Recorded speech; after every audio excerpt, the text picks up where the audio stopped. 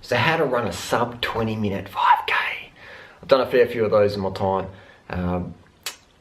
Biggest tip I can offer people is get a Garmin, right? Get a Garmin. I'm not sponsored by Garmin, anything will do, but I like the Garmin. Sim 2, whatever, Garmin's good. This is a 610. I don't recommend these because the screen's too small. Get something bigger. This is a Garmin 920 or a Garmin 910 or a Garmin 310. These are the three best watches to get, the 920, the 910 and the 310. The 310 being the old classic, the best one for the money. Heart rate strap can be helpful as well. The difference with the 920 is it has cadence metrics, so you can look at your cadence and how much your vertical oscillation if you're going up and down. Basically running, you're going to be going like that versus doom, doom, doom. Like, you're not a kangaroo, you're a human, so you want to just smooth it. Even a kangaroo is sort of pretty smooth. You want to have about 90 cadence per foot, so about 180 per minute. So I recommend if you're going to get, if money's no object, get a 920. If money is an object, get a 310. It's still good enough, it's still good enough. And how to run a sub 20-minute 5K is you want to be doing 4-minute K splits. The first K is 4 minutes, second K 4 minutes, third K 4, 4, 4, 5, 4. 4-minute Ks will give you a 20-minute 5K. All right.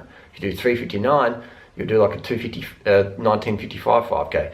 So that's what you want to do. You want to use the Garmin to pace yourself. Have it set on a little function here. I won't show you how to do it, but you can Google it up. Have it set so every kilometer it beeps, and you look down when you're running, and you can see what K pace you're on. All right.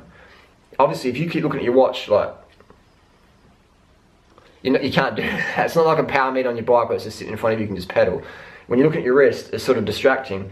But you want to be, and that's what I love about the big screens versus the little small screens. So you're not like trying to fucking use binoculars to read it. The bigger screens are good, so you can sort of read it on the fly, just glimpse as your hand goes up.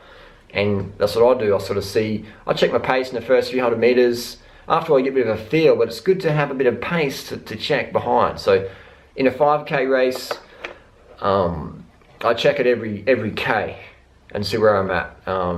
If I'm running with guys I know who have a goal time, I don't check it at all. I just hold their legs and run with them and then pass them at the end, ideally.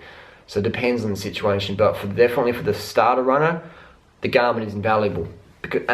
Here's the tip, I recommend just go and do a 5K, go and smash it out. Don't even look at your watch. Just start it and stop when you hit 5K. And then go home, upload to Strava, and then it'll give you your K splits, what you've done. Or you can just go back in your watch history and look at first K. Okay, first K, I did it 2 minutes faster than my last K, which means you went out too hard. So you want to go for evenness in running, right?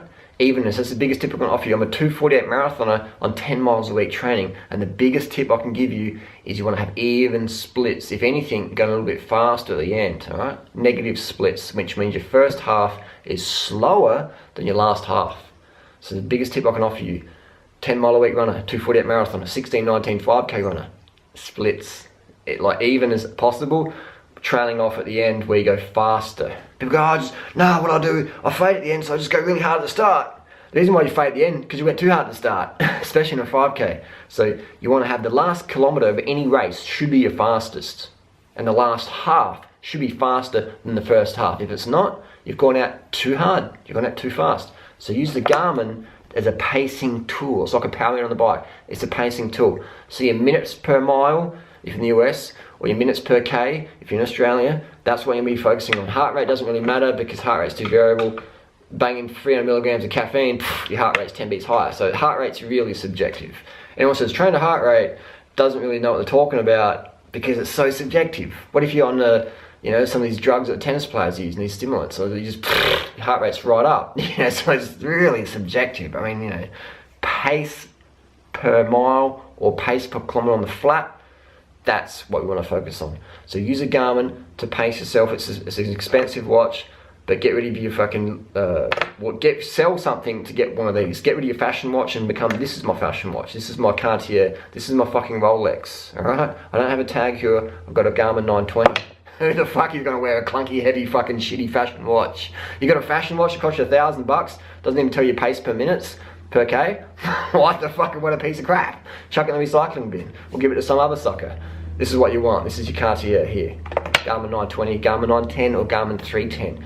Any Garmin will work, but there's those three of my favorite models because they have the big screen, easy to use.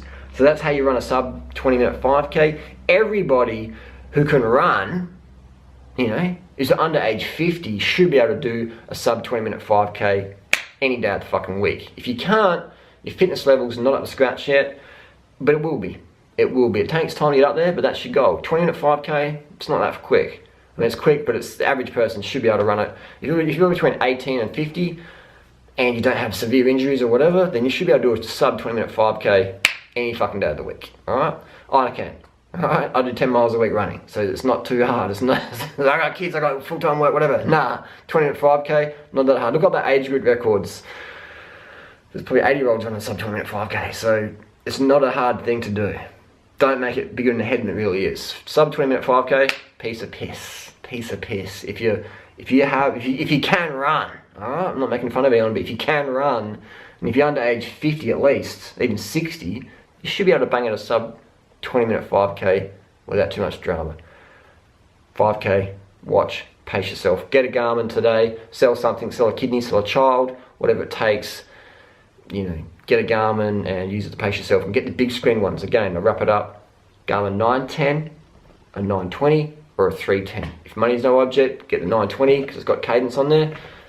Otherwise, the 310, best bang for the buck. Big screen, get out there. Leave your comments, questions down below.